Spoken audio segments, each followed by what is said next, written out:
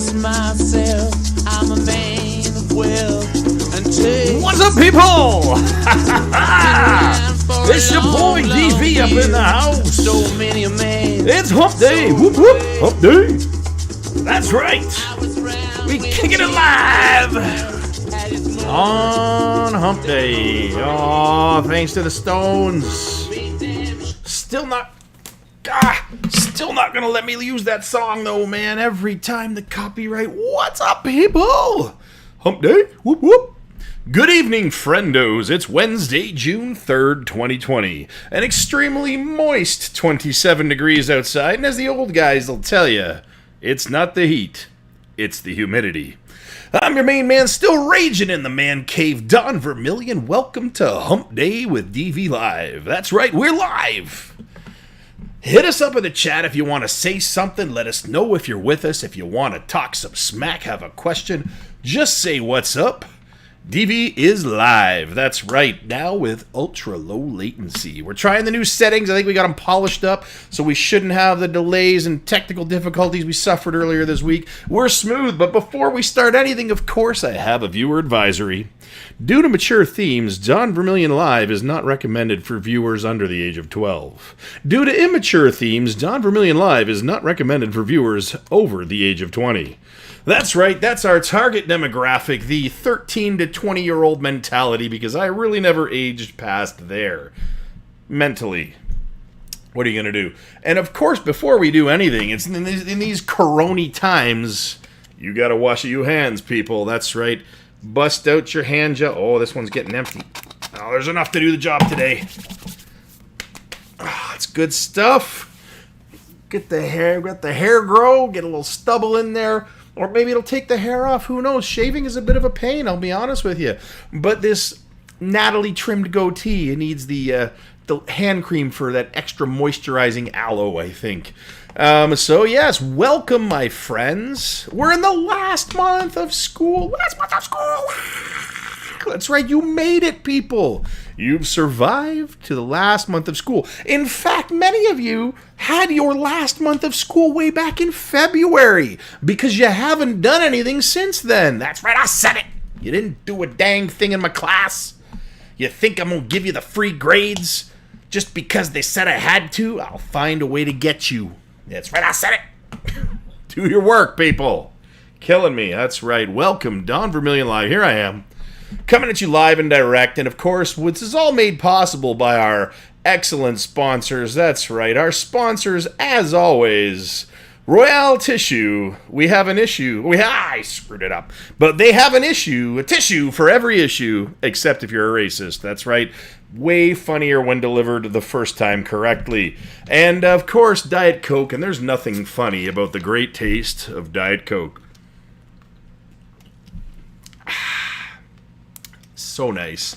And our good friends at Corona Beer, who remind you, as always, that Corona Beer does not cause the coronavirus. That's right, Corona Beer and coronavirus in no way related. And of course, if you've forgotten, you could always pick up a jar of Don Vermillion's unreasonably spicy hella hot salsa, your best choice for when you need a stiff punch in the taste buds. Maybe send some to the president. He needs a stiff punch in the taste buds. Murica. Oh, might just be the all Murica edition today. We've got a lot to talk about Murica. But before we get to that, we need to take a long pause. A long, uncomfortable pause. A long, uncomfortable pause that's approximately 21 seconds long.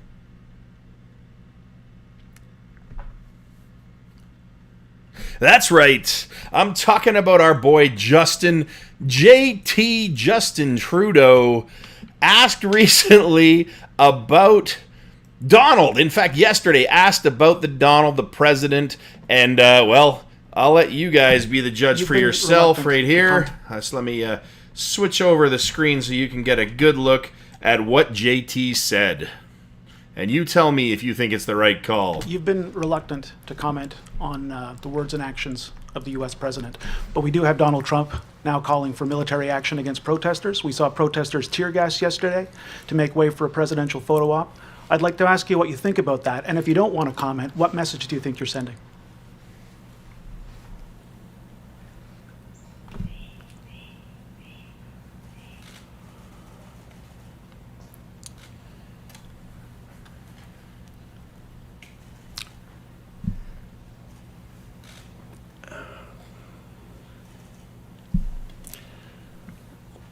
We all watch in horror and consternation what's going on in the United States.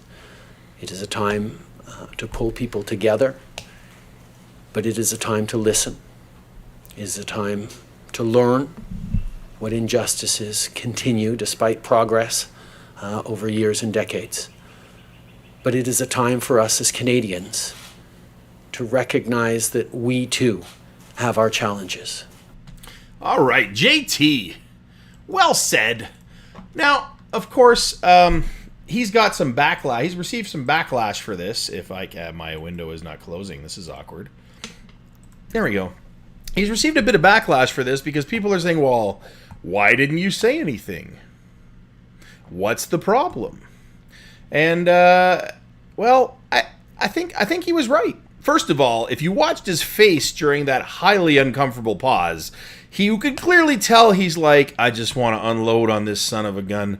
I'll have so many swear words in French in my head, because everybody knows French is a way better language to swear in than English. You got that in there with the French and the words relating to church and this, and you spit it out, and I don't want to swear in French as tempting as it is right now. Sacre bleu. But I'll tell you, the French have superior sounding swears to the English. That's one of the reasons we like Quebec so much as a part of our great nation, is the excellent swearing. But, in his head, he's like, as Cosby would have said before he turned creep, filth flarn. That's exactly.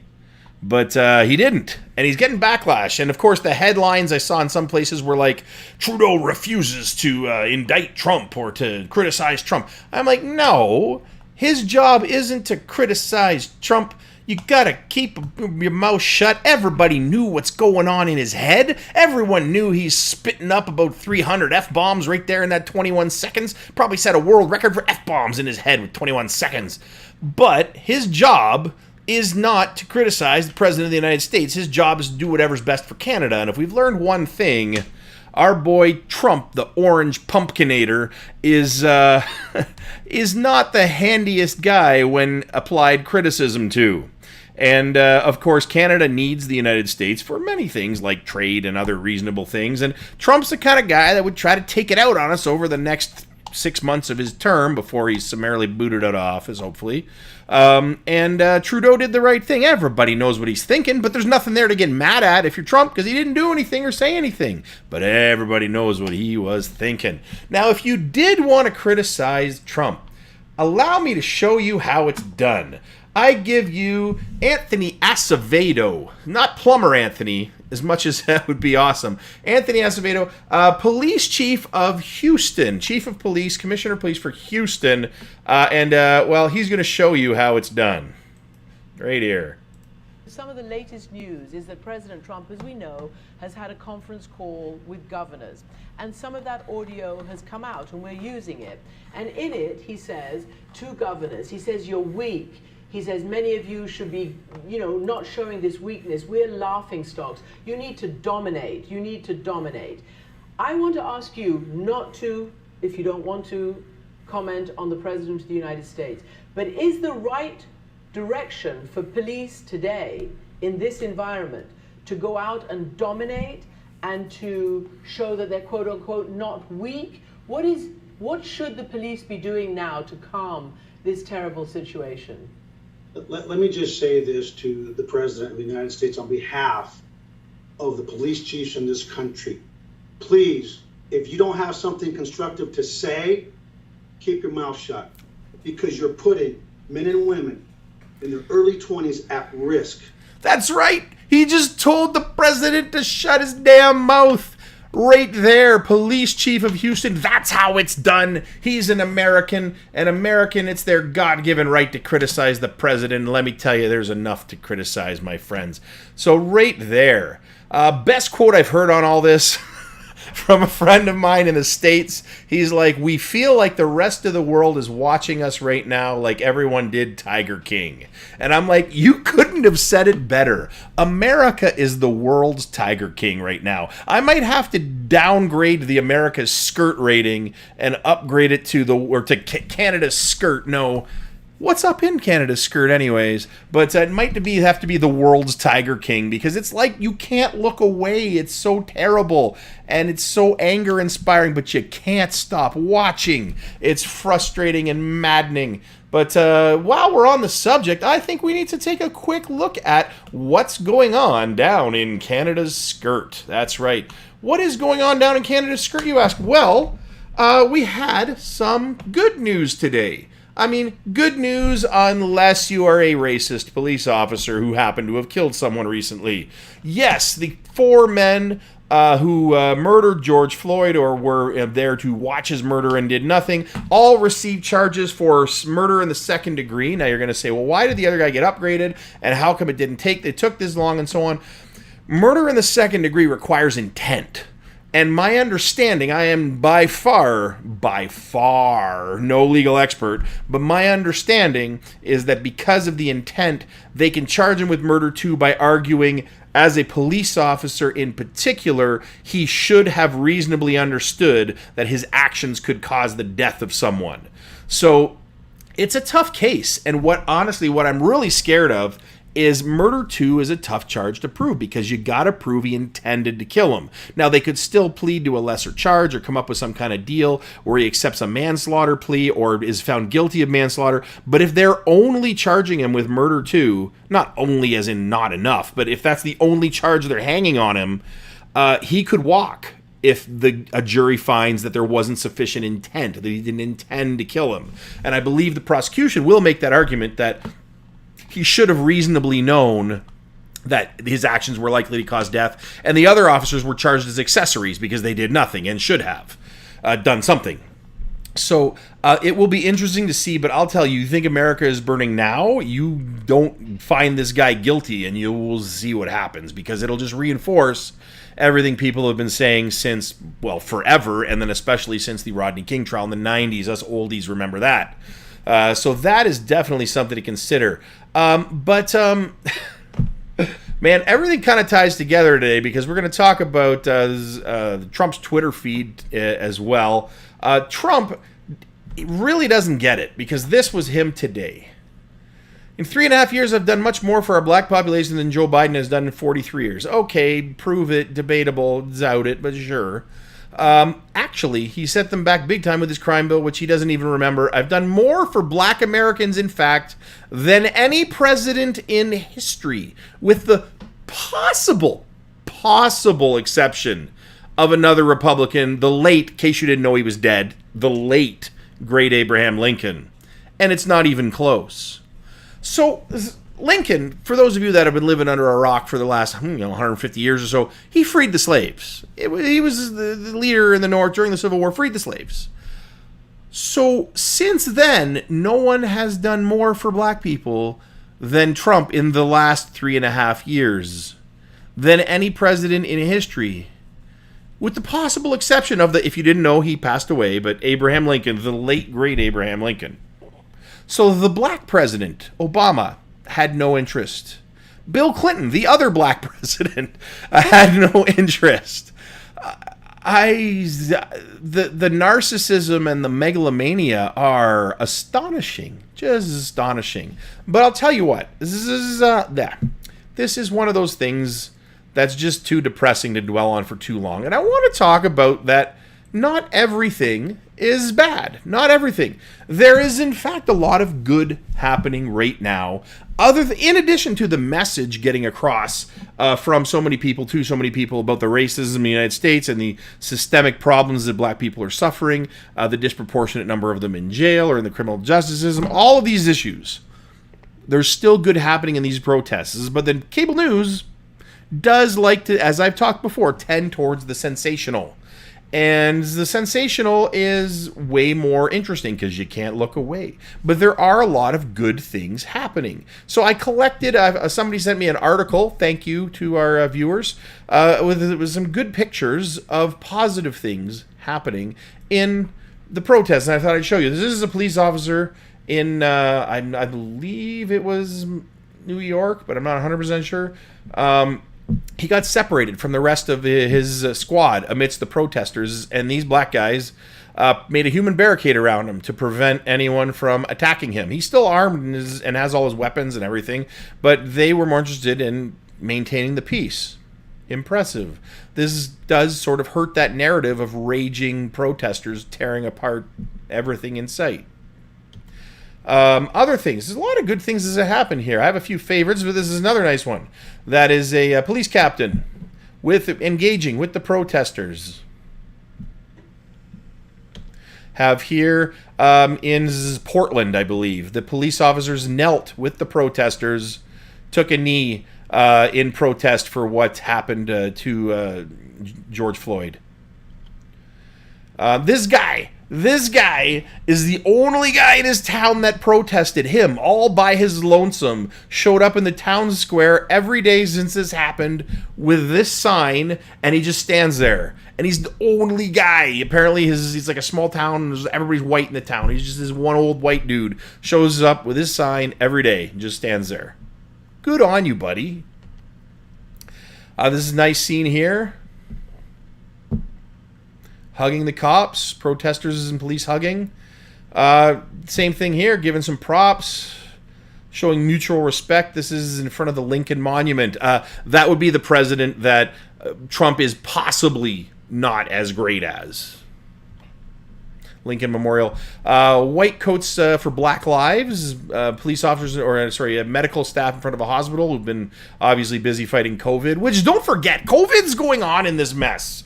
So it is frightening to think of what's going to happen when the numbers start coming out in a couple weeks and the contagion has spread with the protesting and the large groups and the people from all over the United States congregating on different cities. That's scary as well. This was my favorite one, hands down. I can't believe I'm 66 and still protesting this stuff. This old white lady. That is a great sign, miss. I don't know who you are, but well done. It implies that she was there in the 60s, and she's back again now. So nicely done, ma'am. And this one was a nice wrap. A nice big hug from a police captain from, Muskegon County. I think that's in Illinois. And then a bar in the same town, I believe. Free hot dogs for protesters, also available water and first aid. We can't advertise we'll give you beer, but just ask. That's at a brewery. So now that's the power of positive protesting right there. So there is a lot of good that can come out of this stuff too. It does tend to bring out the best in people. Unfortunately, we do have a tendency towards savoring the worst in people, but those are really positive things that came out of all this, and there's lots more. So there's a couple things I want to talk about. I'm going to talk about more on Friday. What can you do? Because there's something that's on my back, is ticking me off, is making me angry. It's people who I saw. We had the Blackout Tuesday on Tuesday. You noticed the DV Instagram was dark for the day, and a lot of other people as well in support of letting black voices be heard was the idea. And there was a big promotion towards read a book, as in to learn something, read a book about the subject. One of the things that really annoyed me is I saw a lot of people who, maybe I don't know them personally, but I've been following them for a while, or as I've seen their private Instagram feeds or things like that, because maybe it's locked and I can see it, and they have never said anything about this issue before, and in fact have been not racist, but certainly not supportive of these kinds of protests. But suddenly I see their the Instagram blackout, and they're down for the cause. I'm like, you couldn't spell black, let alone tell me about any of the history of the people that are suffering right now. And I'm by no means an expert, but at least I've read a book. I'm just saying, you gotta know something before you open your yapper. Otherwise, take a lesson from the Houston police chief and just shut the hell up. That's what DV... I'm gonna talk about more of this on Friday. I don't want to get mad after all that positivity. But people, you know something before you say something. That should be the new rule. If I was gonna get a tattoo, that'd be a good tattoo to get. Know something before you say something. I feel like that's probably more words than fit on my arm. Maybe it'd be a chest tattoo or like a Mike Tyson face thing. But the point is, know something before you say something. Speaking of not knowing anything, it is time for, well, This is a special one today. This inspiration hit at the last minute, so there's no graphics to go with it except one. But it's time for the top 10. That's right, the top 10. I got to get a sound effect for it. I feel like this is a good choir, like top 10. That would be excellent for it. But it is time for the top 10. And the top 10 today is inspired by, well, this. Trump, if you didn't know, went into a bunker during the first night of really rough protests where the St. John's Chapel was set on fire across from the White House. And then he later had the crowds cleared by force to go to take a photo op in front of this church that he's never been to, but he wanted to look tough because he was mad that people said he went into the bunker and hid when the protests got really violent. The Secret Service insisted, apparently, that he go down there because they weren't sure if anyone had brought a bomb. And apparently they were worried that they hadn't set a big enough perimeter around the White House if anybody did bring a car bomb in or something. The explosion could potentially damage the White House, injure the president. So they brought him down into the bunker, which is a standard security procedure. Except it's Trump, so you gotta look tough all the time. You can't go into a bunker, and of course the internet knows that he's sensitive about not looking tough, so they've been ripping him apart on Twitter since it happened. So today his explanation was no, we didn't go hide in the bunker, we went for an inspection to make sure in case we did have to go hide in the bunker. I'm like, yes, I often inspect my facilities at 1, 2 in the morning to ensure that they're fully safe in case I need to do anything. Not during the day or when it's peaceful or quiet outside. I wait until it's at the peak moment of the riot to go and inspect the facilities. So today's top 10, the top 10 is inspired by that. So just for the Donald, the top 10 today is top 10 things that weren't what you thought I was doing. That's right, the top 10 things that weren't what you thought I was doing. So for Donald, I wasn't hiding in a bunker. I was just performing a site inspection. That's right. So what are the top 10 things that you thought what I was doing, that you didn't think you thought that I was doing? You know what I mean. So number 10, I wasn't robbing this bank. I was just getting paid for helping test its security. Number 9, top 10 things that weren't what you thought I was doing. I wasn't yelling. I was just making sure you could hear me. That's right. Number 8 of the top 10 things that weren't what you thought I was doing. Number 8, I wasn't looting. I was just trying to help them store this merchandise so they could clean up. Perfectly reasonable. I was bringing these TVs to my car to keep them safe while they cleaned up the audiovisual department at a Target store. Number 7, top 10 things that weren't what you thought I was doing.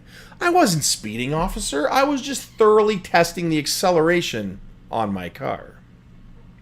Number 6, I wasn't doing drugs. I just didn't want all these edibles to spoil. Oh my goodness, top 10 things that weren't what you thought I was doing. I wasn't giving you the finger. I was only letting you know that there was a plane overhead. That's right, just a plane overhead. If you notice, it's not that finger, but whatever. Number 4 of the top 10 things that weren't what you thought I was doing. I wasn't punching him, Your Honor. I was comparing the size of my fist to his cheek.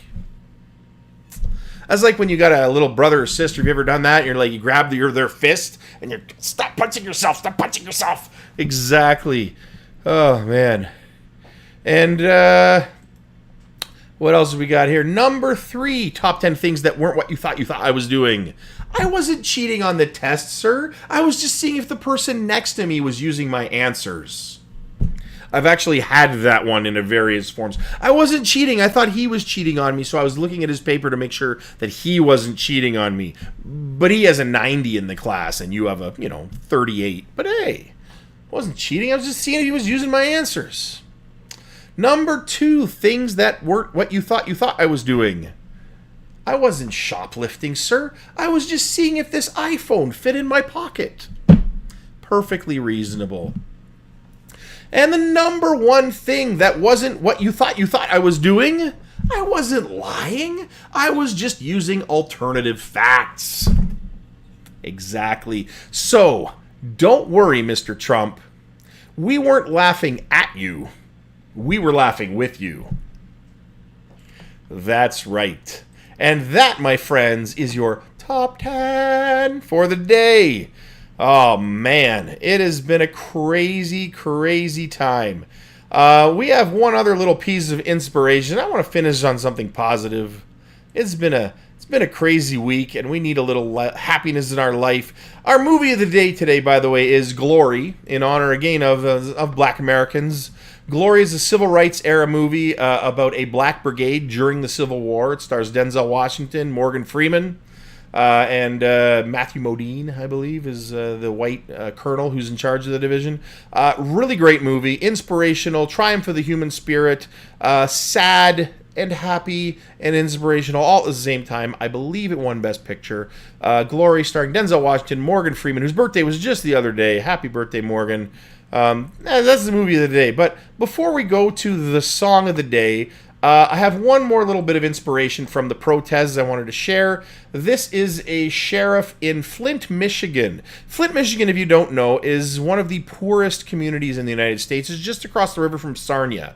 So if you ever go over to Sarnia and you cross the border in Sarnia, you're in Flint, and I assure you, you're not missing much, because Flint is a rough, very depressed, very poor town through largely no fault of their own. And they've had disaster after disaster. They had drinking water disaster where their officials told them the drinking water was safe when in fact it was loaded with lead and people were dying and getting sick. And then there was an intervention from the federal government. This was under Obama. Trump wouldn't have cared. It was black people, so right. But the sheriff in Flint was out patrolling for the protests. And well, this happened. I'll let you watch. Walk with us! Walk with us! Walk with us! Let's walk with us! Let's walk with us!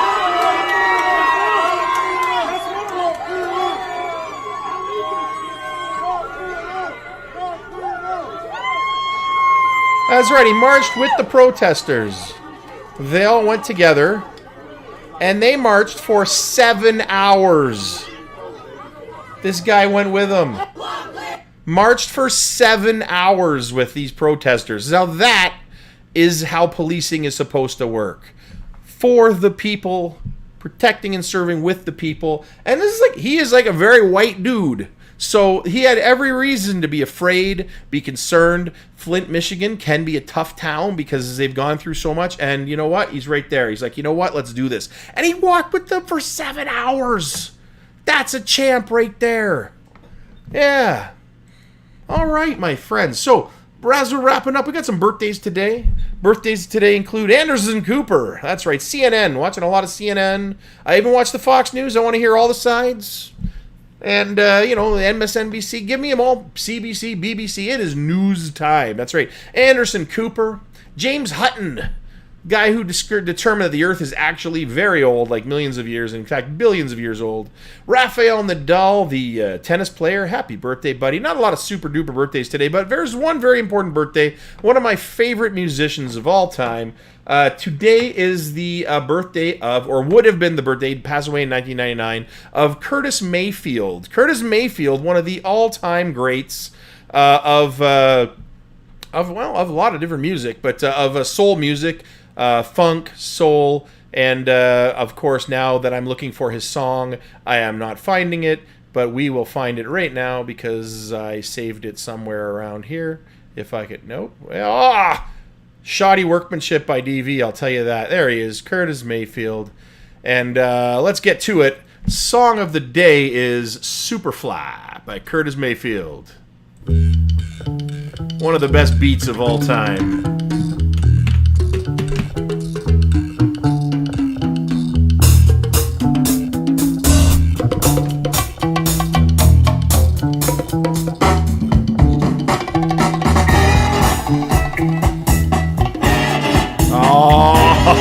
Oh, yeah. Darkest of night with the moon shining bright. There's a set going strong, a lot of things going on. The man of the hour has an air of great power. The dudes have envied him for so long. Oh, Superfly, That's right, Superfly on your Wednesday Hump Day with Don Vermillion. We're back for Friday Night Lights, 8:30 every Monday, Wednesday, and Friday. I'll see you again on Friday for Friday Night Lights with Don Vermillion Live. Thanks for tuning in tonight, my friends, and we'll catch you on the flip side. As we always say, if you don't know, now you know. I'm Don Vermillion. His hustle was